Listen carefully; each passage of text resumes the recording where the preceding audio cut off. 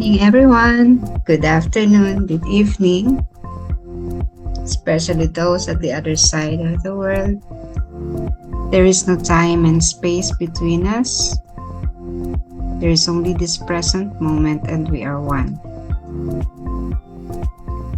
We continue with our reading and meditation on the diary of Saint Faustina Kowalska on diary entry number 885. Jesus, give me the strength and wisdom to get through this terrible wilderness, that my heart may bear patiently this longing for you, O my Lord. I always remain in holy amazement when I sense that you are approaching me, you, the Lord of the awesome throne, that you descend to this miserable exile and visit this poor beggar who was nothing but misery. I do not know how to entertain you, my royal prince, but you know that I love you with every beat of my heart. I see how you lower yourself, but nevertheless, your majesty does not diminish in my eyes. I know that you love me with the love of a bridegroom, and that is enough for me. Although we are separated by a great chasm, for you are the Creator, and I am your creature. Nevertheless, love alone explains our union. Without it, all is incomprehensible. Only love makes it possible to understand these incomprehensible intimacies with which you visit me, O Jesus. Your greatness terrifies me, and I would be in constant astonishment and fear if you yourself did not set me at peace. You make me capable of communing with you before each approach. Jesus, ipagkaloob mo sa akin ang lakas at karunungan na malagpasan ko ang napakahirap na landas na ito, na mapagtiisan ko ang pananabik ng aking puso sa iyo, o aking Panginoon. Palagi akong namamangha kapag nararamdaman ko na papalapit ka na sa akin. Ikaw ang Panginoon ng napakadakilang kaharian, na bumubaka dito sa lupa, dito sa kaaba-abang piitan, at dinadalaw ang isang abang pulubi na walang kahit ano kundi pagdurusa. Hindi ko alam kung paano kita haharapin, aking maringal na prinsipe, at alam mo na mahal kita sa bawat tibok ng aking puso. Nakita ko kung paano ka nagpakababa. Subalit sa aking mga mata, hindi nabawasan ang iyong karingalan. Alam ko na mahal mo ako na katulad ng pagmamahal ng isang ikakasal, at sapat na iyon sa akin. Bagamat tayo ay pinaghihiwalay ng isang napakalalim na bangin, sapagkat ikaw ang tagapaglikha at ako ang iyong nilikha. Gayunpaman, ang pag-ibig mismo ang magsasabi ng ating pag-iisa. Kung wala ito, ang lahat ay di maunawaan. Sa pag-ibig lamang nagiging posible na maunawaan ang di maarok na pagsuyong ito kung saan ako'y iyong dinadalaw. O Jesus, nasisindak ako ng iyong kadakilaan at mananatili akong nasa lagay ng pagkabigla at takot kung hindi mo lamang ako pinapapayapa. Minarapat mong makipagkaisa sa iyo sa bawat hakbang. This entry is speaking again of Faustina's longing to be with Jesus. Paulit-ulit siya doon sa yung final encounter with the Lord, yung for good na ba? She would be going back to the Father for good. Pero again, sabi niya, whatever is the will of God.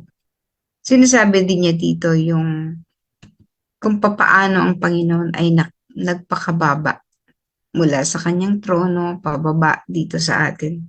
Dinanas niya yung kung ano ang dinaranas ng mga tao, no? Parang ganito. If you are in a position, halimbawa, presidente ka ng Pilipinas, o kahit yung sa local government lang, no? You have that power within you.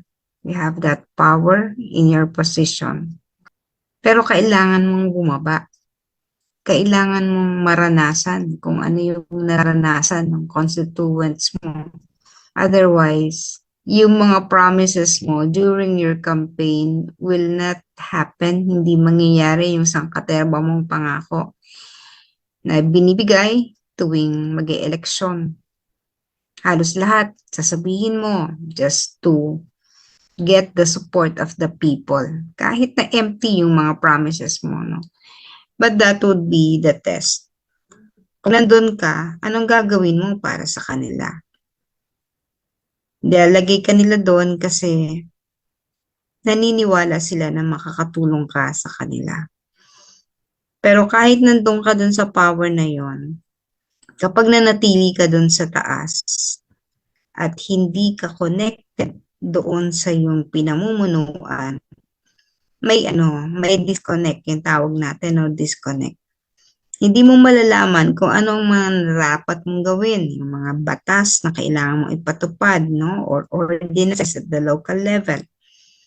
Ano ba yung makabubuti para sa iyong constituents, para sa iyong nasasakupan, kung hindi ka bababa mula doon sa iyong pwesto, doon sa komportable mong opisina, no? Uuwi ka sa bahay mong maganda, sa isang subdivision. Kapag nanatili kang ganon, wala yung no, walang mangyayari doon sa sayang yung ipinagkatiwala sa'yo ng tao ang posisyon na yan, in the hope that you would be able to help them, pero hindi mo naman sila matutulungan. So that is really important, to go down, to feel them, to be with them, maramdaman kung ano ang nararamdaman nila, makihalubilo sa kanila, magkaroon ng mga consultations, ano po ba ang kailangan nyo, no? Ganon yung isang leader. Pero kay Jesus iba, hindi lang siya talaga bumaba mula sa kanyang trono. Nakipamuhay siya. Iniwan niya yung trono niya. Yung pakikipamuhay niya, hindi yung pagkatapos tayong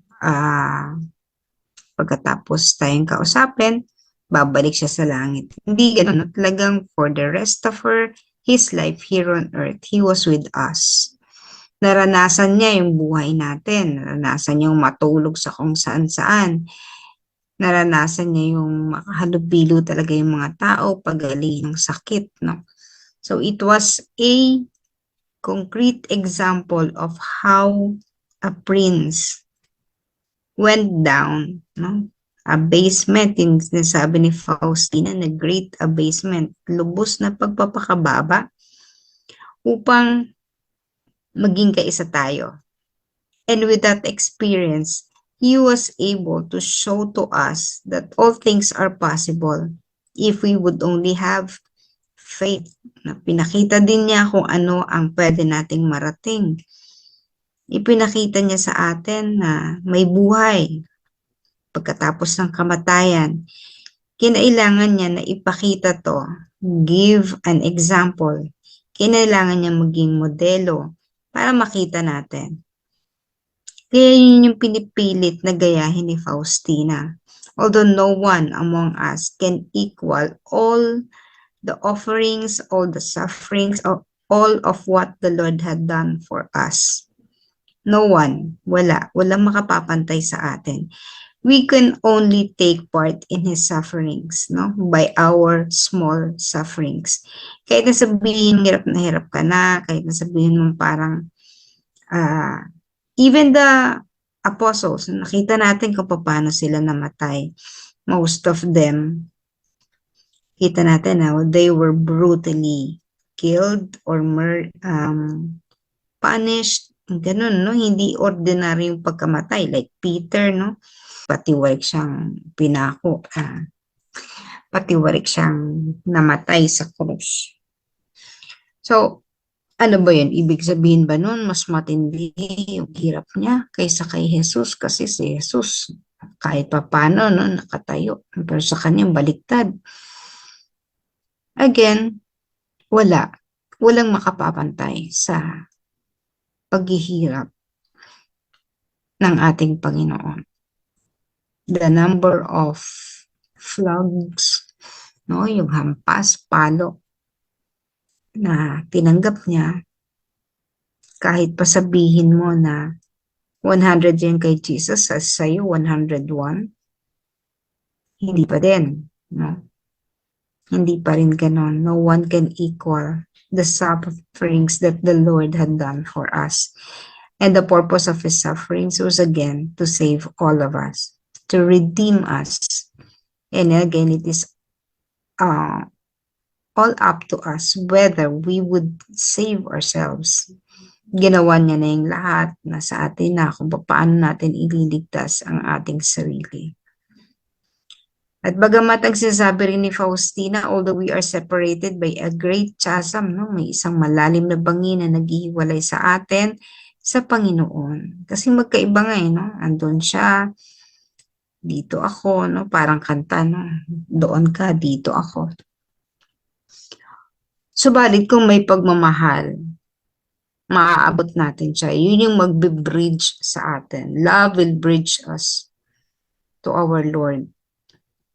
Sabi ni Faustina, kung wala ang pag-ibig, hindi natin kailanman mauunawaan ang mga bagay. We have to really learn how to love. And that love is more than our love for ourselves, for our family, for our friends. Ito yung dakilang pag-aalay ng ating sarili para sa iba. When we are able to offer ourselves for others, that is the greatest love that we can do, that we can manifest. No? Dahil ganun din yung pinakita ni Jesus. Walang boundary na pagmamahal, walang kondisyon. Niyakap ang lahat, gaano man tayo kasama. No? Walang kondisyon yung pagmamahal. Yun yung mahirap para sa atin. Kasi kahit sabihin natin that we love our neighbor, na tayo ay nagbibigay of what we have, we share our blessings. Love of neighbor is always and will always be our greatest challenge. Kasi we would be tested many times kung gaano talaga natin kamahal ang ating kapwa. Hindi sapat yung nagbibigay tayo. No? I know someone was the power or the material resources to help. Tumutulong talaga kasi may resources. Pero papaano siya nakikipag-relate sa tao? Yun yung isang problem. May disconnect naman sa relationship. Bagamat very conscious in helping people, pero hindi ganun ka-develop yung pakikipagrelasyon, pakikipag-usap. No, may mga panahon pa rin na namamaliit ang tao. Siyempre kasi yung mga tao kasi lalo ni mahihirap, no. Iba naman yung ano nila iba yung kinalakhan, and that is where we are having difficulty dealing with them, no? Pero kung walang judgment, sa kahit kaninong tao, yun ang magiging sukatan ng pagmamahal. Kung ano man ang ginawa sa'yo, kaya mong tanggapin. No? Kung naaabuso ka, alam mo rin kung paano din magiging reaction. No? So, hindi lang sa pagbibigay, yung kung sinasabing corporal works of mercy, na baka ang galing mo nga sa corporal works, but check on the spiritual works, baka doon ka rin kulang. No? Baka doon ka may problema. So, again, love would conquer everything. Kung meron tayong pagmamahal sa ating kapwa, meron tayong pagmamahal sa Diyos, mas mauunawaan natin kung ano ang Diyos, kung sino siya, kung bakit siya naparito, at kung ano yung connection natin. kapag nagaganap yun sa atin, yung great connection to God. Katulad ni Faustina, we would always look forward to it, to finally meeting Him, the Lord, joining Him there. Kasi yun yung wala ka na talagang madaramang hirap. Yun yung ang sarap na sa pakiramdam mo. But we do not know. Maybe at the other side, meron pa rin, may ibang level tayo ng mission. No, kasi yung sinasabi lang naman ay yung fulfillment of our mission here on earth. But if we would continue at the other side, if the soul would go on in the journey, may mga challenges pa rin doon, palagay ko, no? Aside from the purification that we would spend, no, doon sa paglilinis ng ating sarili, I think we still have, katulad ng mga saints, they do not stop. They always, they maintain whatever office they have, no? So kung ang assignment nila ay to intercede for a certain parish, being the patron saint, no? So yung ginagawa niya. So I think walang sasabihin natin na pagpapahinga, no? Lahat, kahit na tayo nasa kabila at kahit na nalinis na tayo, na purify na tayo, we will still have assignments, we will still have new purpose. May bago tayong magiging layunin. No? At mas magiging effective tayo when it comes to interceding, when it comes to doing the work. Kasi kapag nasa lupa nga, kailangan mong mag-travel papunta dun sa mga mission areas. But kapag hindi na tayo nasa lupa, no, mas nagiging madali para sa atin. Yun yung literally bilocating, no, kahit saan ka. If you have already cleansed, no, tapos mo nang linisin ang sarili mo. At nandun na tayo sa buhay natin sa kabila. Magpapatuloy ang ating buhay dito sa lupa in another way. Or maybe in the other world. Hindi natin alam. We can never comprehend what is in store for us at the other side. But again, if we know how to love, we would be able to understand.